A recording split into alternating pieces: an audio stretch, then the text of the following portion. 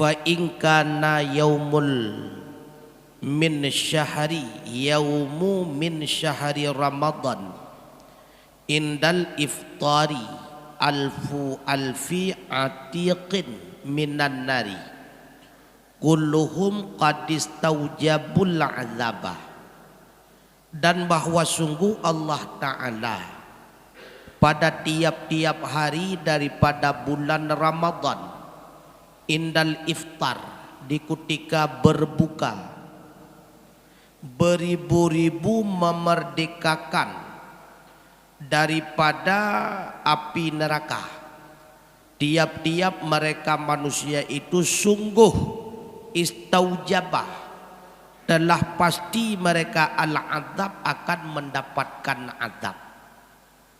Itu setiap hari ketika berbuka puasa, beribu-ribu orang yang secara zahirnya dia itu ahli neraka, tapi diampuni oleh Allah, dimerdekakan oleh Allah, sehingga dianya itu terbebas daripada berbagai macam azab. Ini terbenar kepada orang yang masih hidup, terbenar pula yang sudah meninggal. Setiap hari beribu-ribu. Kenapa dikatakan alfu alfin? Karena jumlah ribuannya itu tidak terhitung, beribu-ribu.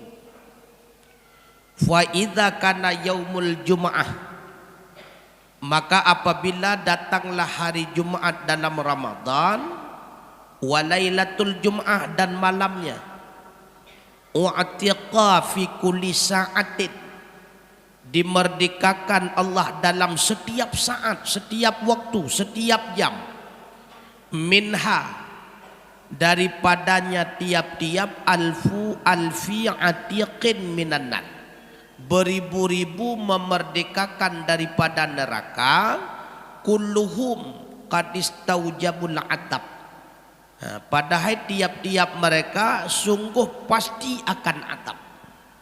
Ketika malam Jumat setiap jam, ketika hari Jumat setiap jam, 1 jam sekali Allah memerdekakan, membebaskan orang-orang yang telah berhak menjadi ahli neraka, dibebaskan daripada azab neraka, dimerdekakan daripada azab neraka. Artinya mereka itu tidak lagi menjadi ahli neraka. Itu setiap 1 jam sekali, baik malam ataupun siang. Itu khusus Jumat dalam bulan Ramadan. Kemudian fa idza kanat fi akhir yaumi syahri Ramadan, apabila adalah pada akhir hari daripada bulan Ramadan, wa'tiqa fi dzalikal yaum, dimerdekakan pada demikian hari, bi'adadi man wa'tiqa min awali syahri ila akhirih, dimerdekakan pada demikian hari dengan bilangan jumlah yang telah dimerdekakan mulai daripada awal Ramadan hingga kepada akhir. Pada akhir Ramadan miliaran dibebaskan oleh Allah daripada api neraka. Subhanallah. Fa idza kanat lailatul qadri, maka apabila datanglah malam Lailatul Qadar, ya'murullahu ta'ala Jibrila, Allah memerintahkan malaikat Jibril, fayahbitu fi kabkabatin minal malaikah, maka turun ianya Jibril dalam satu kelompok kabkabah, dalam satu kumpulan daripada malaikat, ilal ard, kepada bumi. Wa ma'ahu liwa'u ahdar, besertanya Jibril itu ada satu liwa, bendera hijau. Fayurakiduhu, maka ditancapkan akannya bendera ala dhuhuril Ka'bah, di atas Ka'bah. Walahu situ mi'ati jinah, baginya Jibril itu memiliki 600 sayap. Jadi malaikat Jibril nasayib 600 boh sayap. minha janahani, sebagian daripadanya ada dua sayap, la yanshiruhuma illa fi lailatul qadri, yang tidak pernah dihamparkan, dibukakan keduanya sayap kecuali pada malam Lailatul Qadar. Ini khusus. Fayanshiruhuma tilkan lailah, maka membuka ianya Jibril keduanya sayap pada malam Lailatul Qadar. Fayujawizanil masyriqa wal maghrib, maka meliputi ianya sayap masyrik, timur dan barat. Hanat harayu tayyib. Fayab'atsu Jibril malaikata fi hadzal ummah, maka mengutus oleh malaikat Jibril akan malaikat yang lain pada ini umat.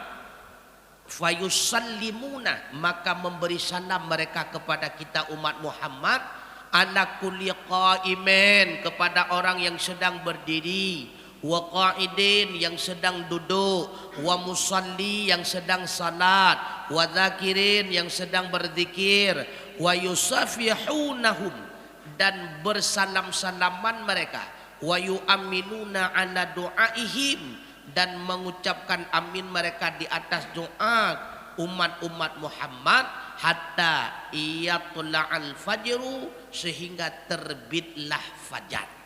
Ini setiap malam Lailatul Qadar, malaikat Jibril turun bersama para malaikat ke bumi, bersama malaikat ke bumi, bertujuan memberikan salam kepada semua umat Muhammad yang ada pada malam tersebut. Baik dia itu sedang duduk, sedang berdiri, sedang salat, sedang zikir, bahkan semua malaikat itu bersalaman dengan kita. Cuma hana terasa kan. Dan semua malaikat itu mengucapkan amin atas segala doa-doa umat Muhammad yang berdoa ketika malam Lailatul Qadar.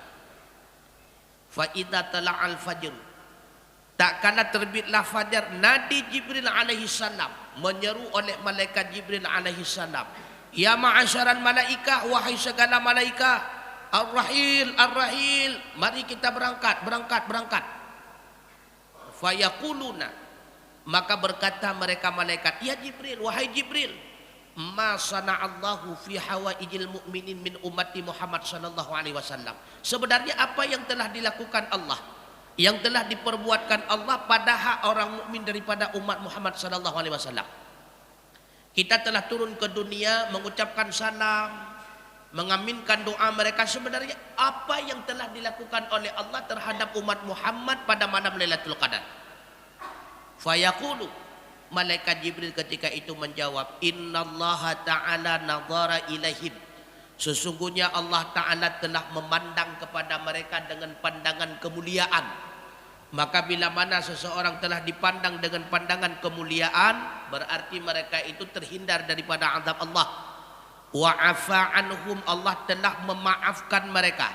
Wa ghafara lahum, Allah telah mengampuni mereka.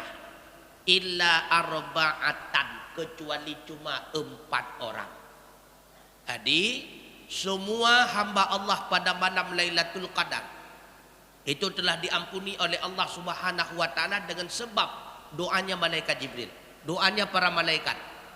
Kecuali 4 orang yang tidak ada kemaafan pada malam Lailatul Qadar. Siapa mereka? Faqalu, sahabat bertanya kepada Rasulullah, man haula'il arba'ah ya Rasulullah, siapa mereka 4 orang yang tidak ada kemaafan pada malam Lailatul Qadar? Qala, Rasulullah menjawab, yang pertama mudmin khamrin, yang selalu mabuk dengan khamar, yang selalu mabuk dengan narkoba, yang selalu mabuk dengan ganja dan sebagainya. Urang mabuk, urang mabuk-mabukan, mudmin khamrin, tidak ada maaf pada malam Lailatul Qadar. Yang kedua, wa aku liwalidai, yang durhaka bagi kedua ibu bapanya. Ini pun tidak ada kemaafan pada malam Lailatul Qadar. Yang ketiga, wa qati'ur rahmi, yang memutuskan silaturahmi. Ini pun tidak ada kemaafan. Wa musyahinon, si musyahin. Qila, seorang sahabat bertanya, ya Rasulullah, manil musyahin? Musyahin itu apa? Qala Rasulullah menjawab, huwal musarim. Musyahin itu adalah orang yang bermusuh-musuhan. Artinya, alladzi la yukallimu akhahu fawqa salasati ayyam. Orang yang tidak berbicara dengan saudaranya melebihi daripada 3 hari. Keun getanya orang yang kamedam-medam. Hana pegahaba lebih daripada leurawa. Nya musyahin, tidak ada kemaafan pada malam Lailatul Qadar. Qala al-faqih rahimahullah haddatsana al-faqihu Abu Ja'far hingga kepada Abi Hurairah radhiyallahu taala anhu qala. Apa kata Abu Hurairah? Qala Rasulullah sallallahu alaihi wasallam, wa'tiyat ummati fi syahri Ramadan khamsu khisalin lam tu'ta ummatu qabliha. Rasulullah bersabda, Allah memberikan akan umatku dalam Ramadan berupa 5 perkara yang tidak pernah diberikan Allah akan umat sebelumnya umatku. Ini khususiat. Ada 5 khususiat yang khusus diberikan Allah kepada kita umat Muhammad, tidak pernah diberikan kepada umat sebelumnya. Ini keistimewaan. Apa saja?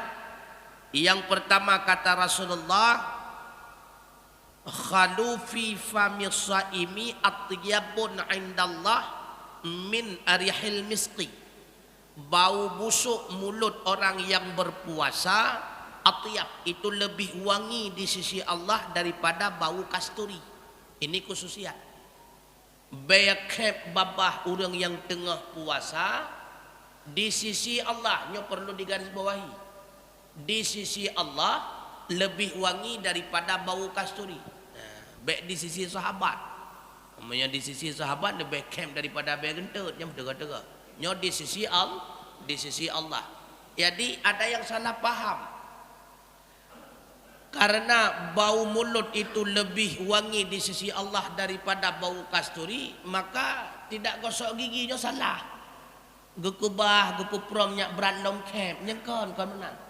Jadi gosok gigi juga sunnah. Gosok gigi juga sunnah.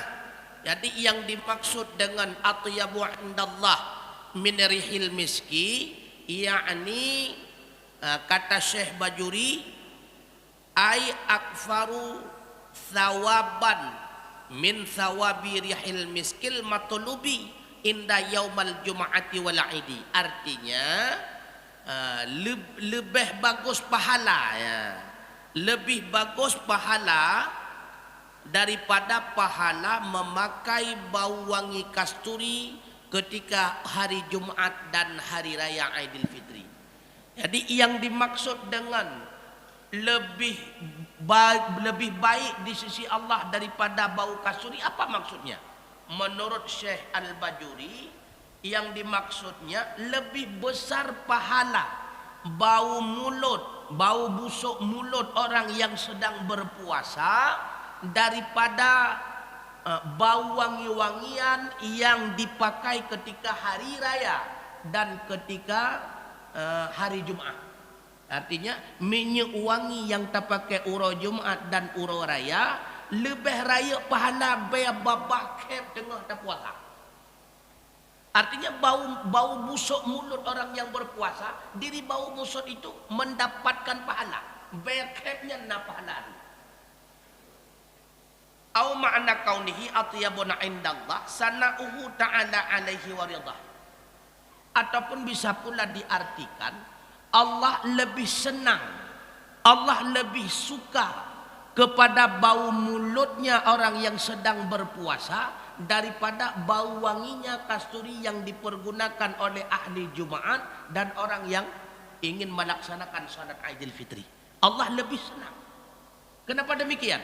Karena bau busuk mulut kita itu dengan sebab kita menahan sesuatu yang pada hakikatnya itu halal. Kita menahan sesuatu yang pada hakikatnya itu Dibolehkan. Pajuh bu, jeb iya, pajuh makanan, berbagai macam makanan, itu tidak ada larangan. Tapi kenapa pula kita tinggalkan pada bulan Ramadan? Karena Allah perintah.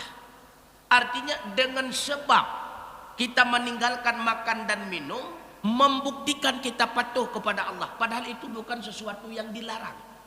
Hanya saja karena itu berbetulan dalam Ramadan Allah tidak membolehkan, maka kita tinggalkan. Padahal itu sudah kebiasaan bagi kita. Sulit meninggalkan makan dan minum ketika siang. Tapi karena Allah mengatakan tinggalkan, maka kita tinggalkan. Makanya Allah sangat senang. Bau busuk mulut kita ketika siang hari Ramadan dengan sebab kita meninggalkan sesuatu yang diperintahkan oleh Allah untuk meninggalkannya. Kenapa bau busuk mulut? Karena tidak makan, tidak minum dan sebagainya. Kenapa tidak makan, tidak minum? Karena Allah menyuruh supaya tidak makan, tidak minum. Berarti penyebab bau busuk karena dengan sebab kita mengikuti perintah Allah. Allah sangat senang. Ya, jadi Ramadan yang pertama kelebihan kita umat Muhammad, yang kelebihan keistimewaan tersebut tidak diberikan kepada umat yang lain. Bau busuk mulut orang yang berpuasa, khususnya kita umat Muhammad, itu lebih istimewa di sisi Allah daripada bau kasturi. Tapi gosok gigi tetap sunnah sebelum tergelincir matahari. Nah, karena kalau sudah tergelincir matahari hukumnya makruh. Karena asyiwaku mustahabun fi kulli yaumin. Setiap hari sunnah itu gosok gigi. Illa ba'da zawali lis-shaim, kecuali sesudah tergelincir matahari, masuknya waktu zuhur, itu sudah makruh. Kapan supaya hilang makruhnya? Ketika berdekatan dengan waktu berbuka puasa, itu sudah hilang makruhnya karena sudah dingin kembali. Yang kedua, keistimewaan kita umat Muhammad, wastaghfir lahumul malaikatu hatta yuftiru, memohon ampun bagi mereka umat Muhammad oleh malaikat sehingga berbuka puasa mereka umat Muhammad. Mulai daripada imsak hingga kepada berbuka, semua malaikat memohon ampun kepada kita umat Muhammad. Makanya Ramadan itu kesempatan mendapatkan ampunan. Karenanya Allah mengingatkan setiap malam, hal min mustaghfirin, adakah daripada umatku yang memohon ampun? Fa'aghfiru lahum, maka aku pun akan mengampuni mereka. Mulai daripada imsa sampai berbuka, semua malaikat memohon ampun kepada kita. Semua malaikat memohon ampun. Ya Allah, ampunilah umat Muhammad yang sedang berpuasa. Ya Allah, ampunilah umat Muhammad yang sedang i'tikaf. Ya Allah, ampunilah umat Muhammad yang sedang ikut pengajian. Ya Allah, ampunilah umat Muhammad yang sedang salat. Semua malaikat. Yang ketiga kata Rasulullah, wa tusfadu fihi maraddatis syayatin fala yakhlisuna fihi illa ma kanu yakhlisuna fi ghairi. Dirantaikan dalamnya Ramadan akan sejahat-jahat syaitan, maka tidak menjangkau oleh semua syaitan padanya umat Muhammad kepada sesuatu yang adalah mereka itu dulunya menjangkau mereka pada lainnya waktu. Semua syaitan yang jahat-jahat dirantai dalam Ramadan, semua. Memang itu asli. Semua syaitan itu ditangkap oleh malaikat Jibril, dilemparkan filu jajil bahari, dalam sedalam-dalam laut. Bertujuan agar syaitan itu tidak menggoda, mengganggu kita umat Muhammad yang sedang berpuasa. Pernahkah Allah melakukan demikian terhadap umat yang lain? Tidak ada, kata Rasulullah. Ini khususiat kepada kita umat Muhammad. Tetapi kenapa masih juga terjadi maksiat? Nyok kali kita jawab minggu yang kau likut. Selasa yang kau likut kali kita jawab. Menyesetan kali gerante pakancit mentang maksiat. Nah setan bangsa manusia yang mentang berkeliaran. Nyok tak kayak masalah. Karena terjadi maksiat, Tidak semuanya itu akibat pengaruh daripada syaitan. Bisa saja dengan sebab tabiat kebiasaan, bisa pula dengan sebab nafsu karena nafsu amarah dan lawamah. Yang ketiga dengan sebab karena pengaruh syaitan dalam bangsa manusia. Kemudian kata Rasulullah, wa yuzayyinullahu kulla yaumin jannatah, menghiasi oleh Allah dalam setiap hari akan surganya. Wa yaqulu laha, dan berfirman ianya Allah baginya surga, yusyiqu ibadis saimuna antalaqi anhumul mu'nah wal adha wa yasiru ilaika. Hampirlah hambaku yang berpuasa mereka, bahwa menjumpai mereka akan hasil dan jerih payah mereka, dan hampir sampai mereka kepada engkau wahai surga. Jadi setiap harinya Allah berfirman kepada surga, wahai surga, hamba-hambaku daripada umat Muhammad, mereka itu hampir mendapatkan hasil dan jerih payah mereka. Wa yasiru ilaika, dan mereka pula hampir dekat kepadamu wahai surga.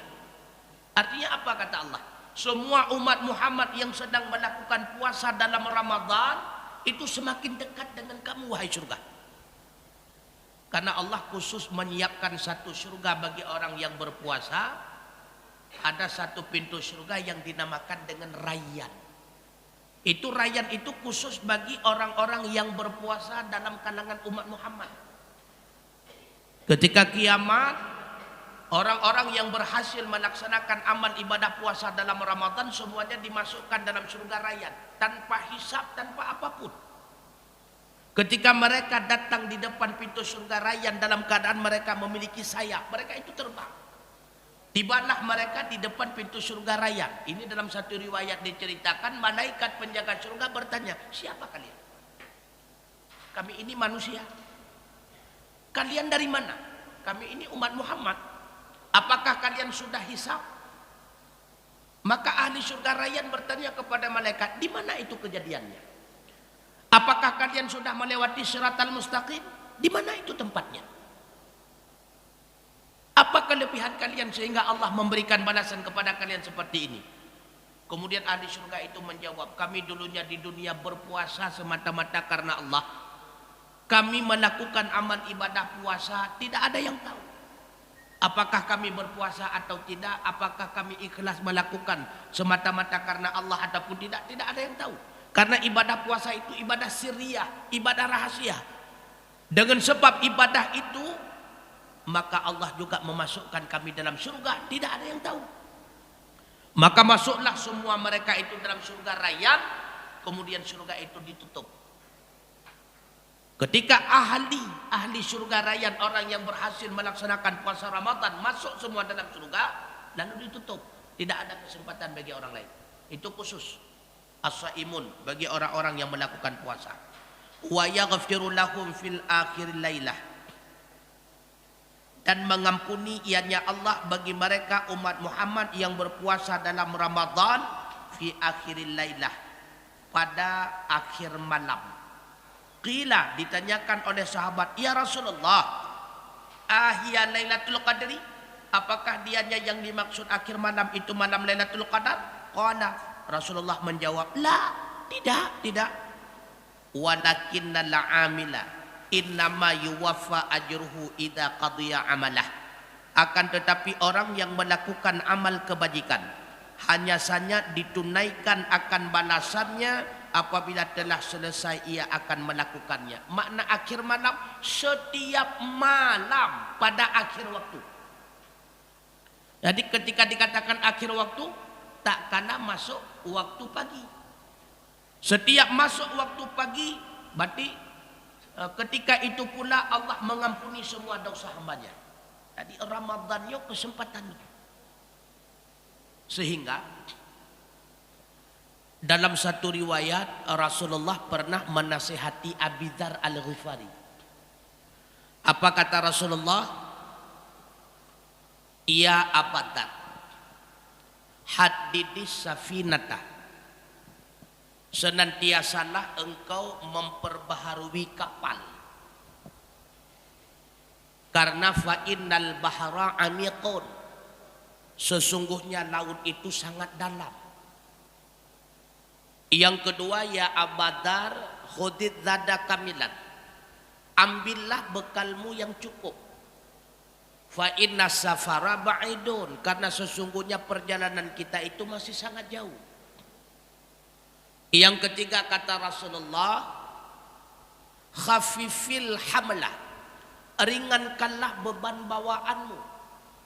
Fa innal aqabata kaudud, karena sesungguhnya lereng-lereng gunung itu sangat sulit dilalui oleh kapal. Yang terakhir kata Rasulullah, akhlisil amal, ikhlaskan olehmu wahai Abidar akan amalan.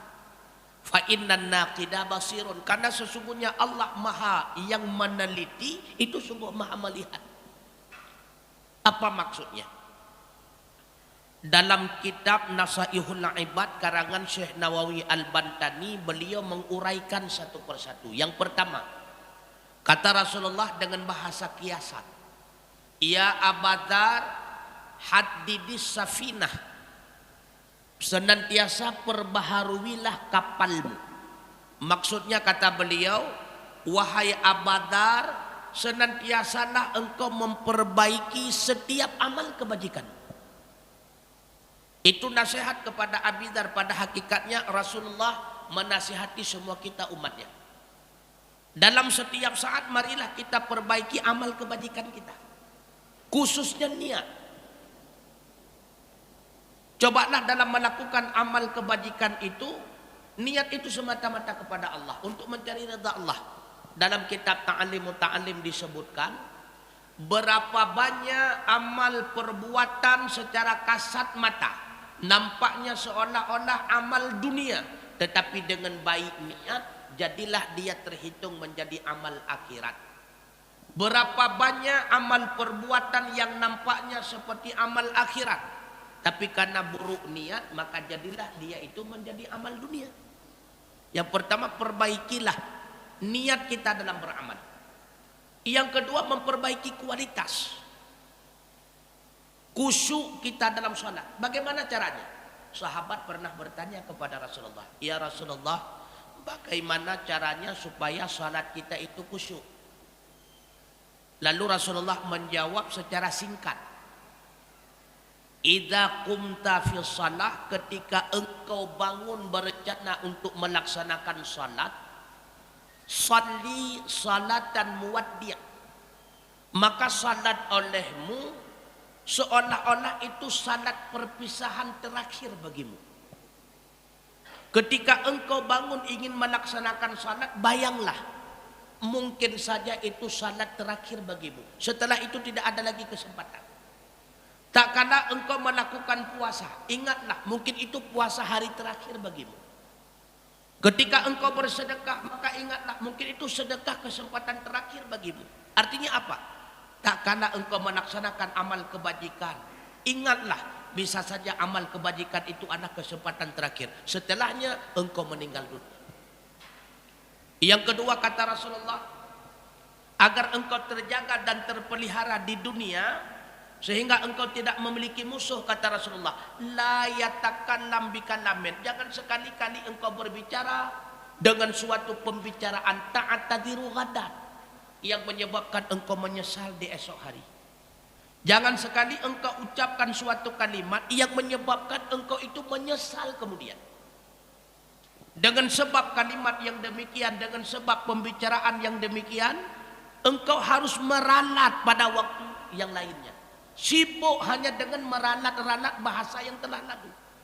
Ataupun engkau disibukkan di hari akhirat dengan mencari orang yang telah engkau fitnah dengan bahasamu, yang telah engkau caci maki dengan kalimatmu, disibukkan engkau di mahsyar hanya dengan kalimatmu di dunia. Makanya kata Rasulullah, jangan sekali-kali engkau berbicara dengan kalimat ta'tadiru ghadan, yang menyebabkan engkau sibuk di hari esok. Yang ketiga kata Rasulullah, wa ajma'il ya'sa, bertekadlah engkau jangan terlalu berharap. mimma fi aidin nas, dengan apa yang ada dalam kekuasaan manusia. Jangan terlalu berharap dengan bantuan daripada orang lain, tapi berharaplah daripada bantuan Allah. Karena Allah lah, innallaha ghaniyun 'anil 'alamin. Allah lah yang maha kaya. Yang kedua, wahai Abu Dzar, ambillah perbekananmu yang cukup, karena perjalanan kita masih sangat jauh. Artinya persiapkanlah amal kebajikan yang banyak, karena memang perjalanan kita betul sangat jauh. Dua alam lagi sedang menanti kita. Yang pertama alam barzah. Siapa yang bisa tahu raudhatan min riyadil jinan atau hufratan min hufarin niran? Tidak ada yang tahu. Dari alam barzah kita akan dibangkit, akan merasakan yang pertama alam hasyar, kebangkitan, perjalanan. Kemana kita akan berjalan? Mahsyar, alam mahsyar. Dalam alam mahsyar ada hisab. Setelah hisab kita akan melewati siratal mustaqim. Baru pada akhirnya alam terakhir, surgakah atau nerakakah, itu pun belum ada yang tahu. Masih sangat jauh perjalanan kita. Makanya kata Rasulullah, ya Abu Dzar, persiapkanlah bekalmu yang cukup. Kemudian kata Rasulullah, ringankanlah beban bawaanmu, karena lereng-lereng gunung itu sangat sulit untuk dilalui. Apa itu beban? Beban yang pernah kita tanggung selama hidup di dunia. Itulah beban bawaan kita kelak. Semakin tinggi pangkat dan jabatan yang kita sandang, maka semakin berat beban yang kita tanggung. Semakin banyak harta yang kita miliki, maka semakin besar pula beban yang akan kita pertanggungjawabkan. Kapan mulai terasa beban? Diawali dengan sakaratul maut. Itu sudah mulai terbeban. Andai kata yang dinampakkan oleh Allah kepada kita tak kala sakaratul maut di hamparan layar tancap itu merupakan amal kebajikan, mungkin senang, bahagia kita. Tapi kalau sebaliknya, tak kala kita menghadapi sakaratul maut yang dinampakkan oleh Allah kepada kita berupa amal keburukan, susah, sulit dan sebagainya, maka semakin besar pangkat, semakin tinggi pangkat dan jabatan yang kita sandang, semakin berat beban yang akan kita tanggung. Semakin banyak harta yang kita miliki, semakin berat beban yang kita tanggung. Karena kaitan dengan harta dua pertanyaan. Yang pertama, Allah akan menanyakan dari mana engkau dapat. Yang kedua, Allah akan menanyakan kemana engkau pergunakan. Pangkat sama, karena pangkat itu penghasil daripada harta. Bagaimana engkau dapati? Secara halal atau secara zalim? Kalau seandainya pangkat itu kita dapati secara zalim, hasil daripada pangkat itu semuanya haram. Getanya sebenarnya hanya lewat kerja hinan, cuma lepeng ya, mengesogok tu, yang gaji yang terpajuh dari kerjanya haram tulen. Kenapa haram? Karena dengan terjadinya sogok rasi wal murtasi, itu mendalimi orang lain, yang pada hakikatnya itu hak orang. Karena orang tersebut hanapen, mungkin kita nyawa napek pukul dipinah beliaunya ipu dua kita nyawa haram tulen. Maka gaji yang kita pakai daripada hasil pekerjaan yang kita dapatkan dengan rasi wal murtasi, hasilnya juga haram. Maka kerja juga sama. Bagaimana engkau dapati dan bagaimana engkau pergunakan. Harta juga demikian. Dari mana engkau dapati, bagaimana caranya, dan kemana engkau bawa pulang. Makanya kata Rasulullah, ya Abu Dzar, ringankanlah beban bawaanmu. Lebih baik engkau hidup miskin, seolah-olah begitu kata Rasulullah. Lebih baik engkau hidup menjadi rakyat jelata daripada memiliki pangkat, karena itu tidak memberikan beban yang besar bagimu. Sekurang-kurangnya engkau terbeban dengan keluargamu. Bila mana tidak ada keluarga, sekurang-kurangnya engkau terbeban hanya dengan diri pribadimu. Allah hanya mempertanggungjawabkan kemana engkau pergunakan mata, mulut, telinga, tangan, kaki, perut dan sebagainya. Engkau tidak terbeban dengan orang lain. Makanya ya Abu Dzar, khaffifil hamlah, ringankanlah beban bawaanmu. Karena sangat sulit kita lewati mulai sakaratul maut, kemudian pertanyaan mungkar wa nangkir, hingga kepada mahsyar, mahkamah di hadapan Allah. Na'udzubillah. Wallahu a'lam bishawab. Mudah-mudahan ada manfaatnya. Mungkin ada pertanyaan, silakan. Baik, terima kasih.